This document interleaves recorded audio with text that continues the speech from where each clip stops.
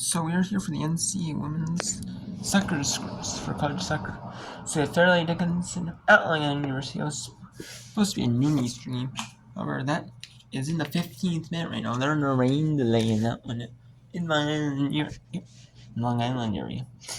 You guys saw right in Rhode Island. It's a 1-1 game in that one. The weather is not the best in that one. Kind of rainy, kind of wet, just dark gray, just kind of damp. This is not the best game right now. But they really want to do it later before it really got worse. Play this game. And it's 1-1 in the 57th minute. In the 63rd minute, in the Ohio Valley Conference tournament. In the Ohio Valley Conference, you can say the Ohio Valley Conference tournament.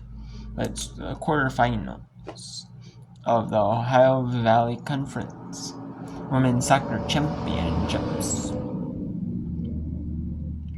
It's the opening round of the Ohio Valley Conference Women's Soccer Championships. It's the first round. It's the first round of that tournament. Of that tournament. But tournament is used interchangeably, but a lot of the conferences officially use championship. But people do call it tournament though. But technically it is championship, so we're gonna go by championship. The Ohio Valley Conference Women's Soccer Championship quarterfinals. Southeast Missouri State at Southern Indiana. So Screaming Eagles hosting the SEMO Redhawks. It's scoreless down 64th minute. There must be a winner in that one. There must be a loser. So winner. So it'll go to extra time. And it used to be in college soccer, we had 2 10-minute overtime periods for the regular season. And then in conference tournament, the whole season. And then it would be a draw. In the regular season, there would be no shootout. There would just be no shootout portion. Here they dropped a few years ago. They dropped the overtime rule. They went to just 6 to 90 minutes, like professionals, like 90 minutes, and they do like the draws. They still do their own way. They do it with no extra time. So they do things like when the professional refs, they use the stopwatches on the field, to stop the clock when for certain things, so then extra time, but the clock on the field never stops, but the refs have a stop clock, so it's like NCAA does it, but you see on the field with the NCAA with professional refs, they just have a stopwatch and they, so that hey, there's 5 minutes left of extra time, but in college soccer there'll be 5 minutes left of the clock. Belmont leads Illinois State 1-0 at home. Valparaiso at Evansville scoreless. 26 minutes on the ESPN desktop, like I said. The home team is in the bottom, the away team is on top. On the ESPN app, the home team is on top. The away team is on the bottom, just like professional soccer, either on desktop or the mobile app. The Mercy and NC Mercy lead 1-0 in 18th minute. Queens at University of Lipscomb in the Atlantic Sun Conference Women's Soccer Championships.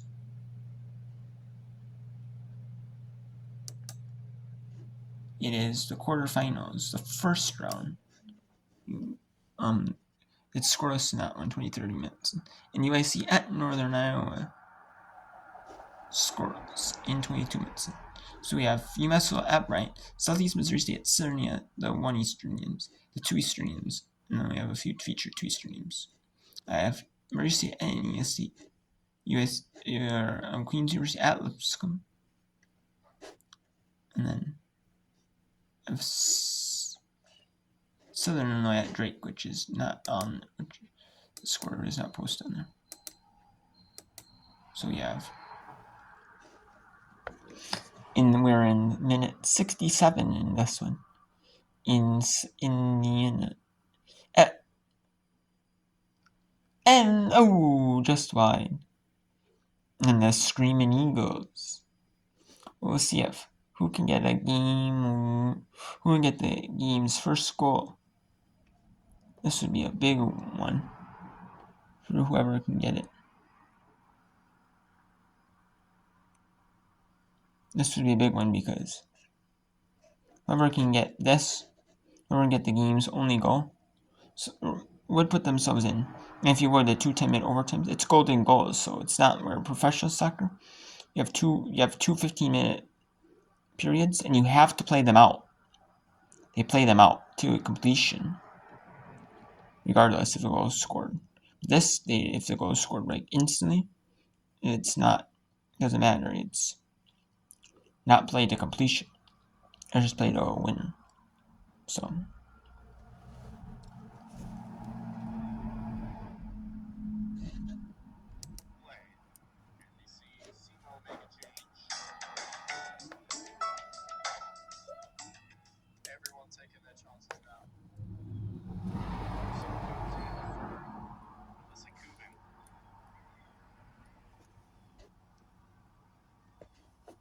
Simo needs to take a minute here just to hold up the play, regain the possession firstly, but slow the pace down. They need a breather. They need to recalibrate. I don't think they really had the opportunity to.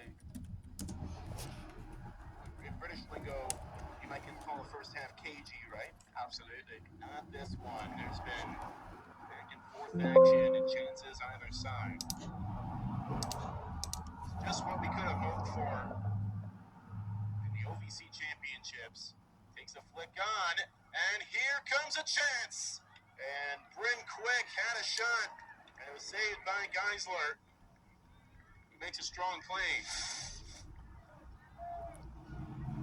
Both goalkeepers have had a great day out today. Geisler reading almost everything perfectly. Of course, Markland's penalty save will be the talk of the game. As it stands, that is. And also, that's going to give a lot of confidence to Markland, ahead of the penalty kicks, if it does go that way. She's already saved one in the game. She's already got a read on Emily Baker. Lovely bit of skill there from the Screaming Eagles player. Alina Campos, ball on her feet. Composed. And now here's Scutt. And Scutt takes a shot.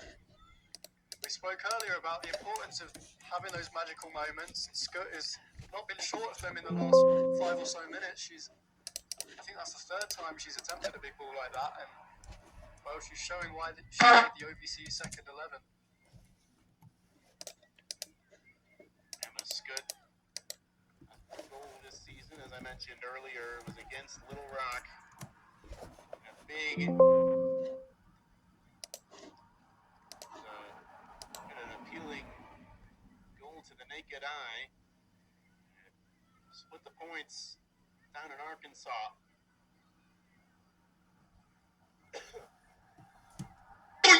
Just over 20 minutes to go here. Bit of a slip there from Geisler as she makes that kick. It's taken back by USI, and here is Bamber. Landed on her knees and then went out flat. Straight back up. And now it's USI's turn to take a long throw in this, a corner. And we know how dangerous they can be from set pieces. Simo would have studied, would have trained for these moments. Emma Scutt sends in an in-swinger. It's low, and it's sent away by the Redhawks, and we go off for a throw, but we'll see a change for either team here. Danger! Marina Markovic back in for Simo.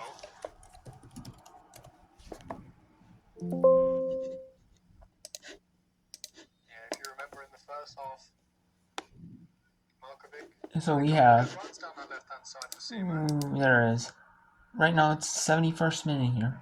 72nd minute, my bad. We're gonna go to another game here. We're gonna go to this game in the rain, in this kind of wet, rainy conditions. Not the best playing surface out there on the football field, on Bryant's football field. Some schools, even Division I schools, they play on the football field. You know, some schools have their own like soccer campus. If they have like some schools use like soccer, lacrosse, football all on the same field. Some have like their own multi-purpose where they have like soccer, like lacrosse, field hockey, if they have field hockey, all in the same one. Some, some schools use like all of it on one, field. But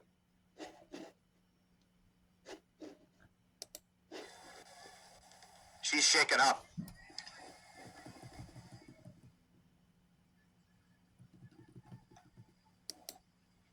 Colin getting right in the way on that cross from Mulholland as we'll take another look.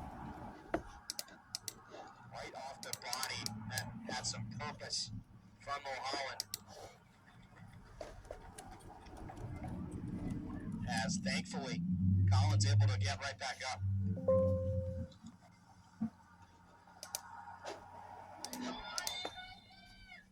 Freshman forward, just a phenomenal defensive showing here for the Riverhawks on the road.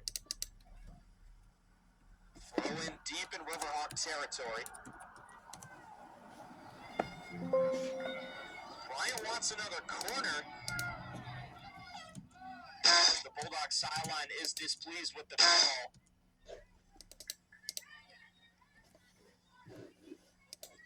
For we're unable to cash in on the previous two corner kicks.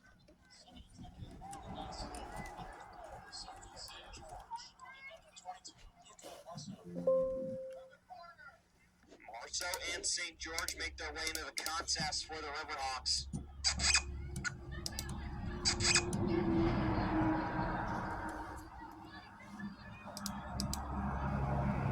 Goes up for the header. Forshea flicks it far side, intended for Valen.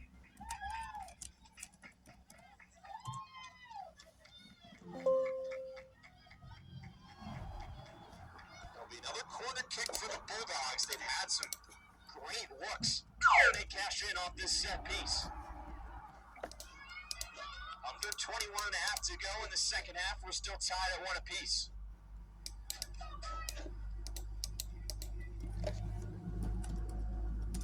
Sent toward the box, intended for Quill. Valen chipping away at it. And it's booted out of harm's way. alright, so now let's go to some first half games. We have Southern Illinois. The Southern Illinois Salukis at the Drake Bulldogs. In the final day of Missouri Valley Conference regular season play in women's soccer. These two teams matching up. Now it should be a good one.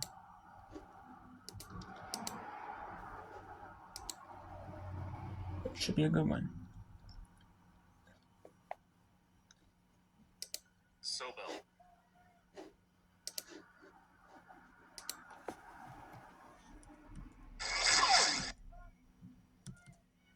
Also brings it into SIU's half. Gutierrez. Millstone. Ball hung up in the air for quite a while. Frank maintains the possession. Two players for both sides are set to check in.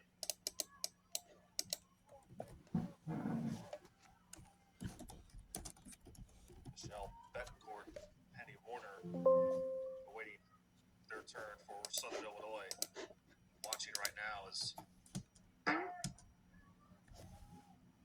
they have their backs against the ropes here. Gutierrez.